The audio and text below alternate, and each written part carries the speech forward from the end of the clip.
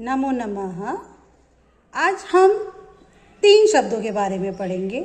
आरंभ, प्रारंभ, शुभारंभ। कहने को तो ये तीनों सामान्य एक जैसे लगते हैं, लेकिन ये तीनों सामान्य नहीं हैं। तीनों का अलग अलग संदर्भ में प्रयोग किया जाता है। सबसे पहले हम बात करेंगे आरंभ। आ धन रंभ, रब धातु से बना है।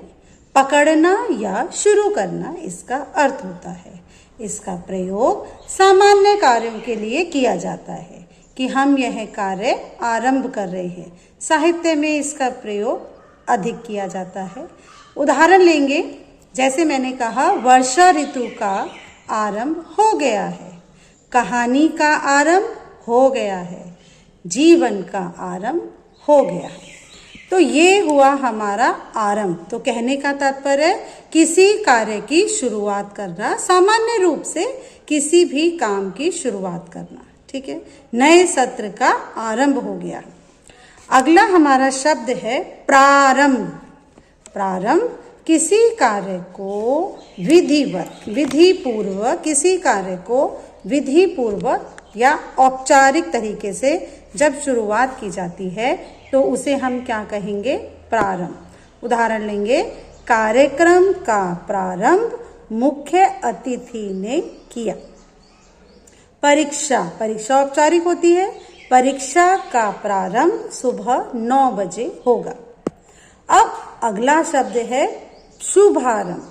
शुभ आरंभ। शुभ धन शुभ उपसर्ग लगा हुआ है। शुभ प्लस आरंभ अर्थात किसी शुभ या मंगल कार्य की शुरुआत करना। विशेष रूप से अच्छे, पवित्र या मंगल कार्यों के लिए प्रयोग किया जाता है। जैसे मैंने कहा, मंदिर निर्माण का शुभारंभ हो गया है। नए व्यवसाय का शुभारंभ हो गया है। तो इस प्रकार से आरंभ, प्रारंभ, शुभारंभ। सामने दृश्य दिखाए जा रहे हैं। इस दृश्य में तीनों शब्दों की व्युत्पत्ति कैसे बने हैं और कैसे उसका अर्थ प्रयोग किया जाता है दिखाया जा रहा है। ध्यान से देखिए, तीनों का भावात्मक अंतर।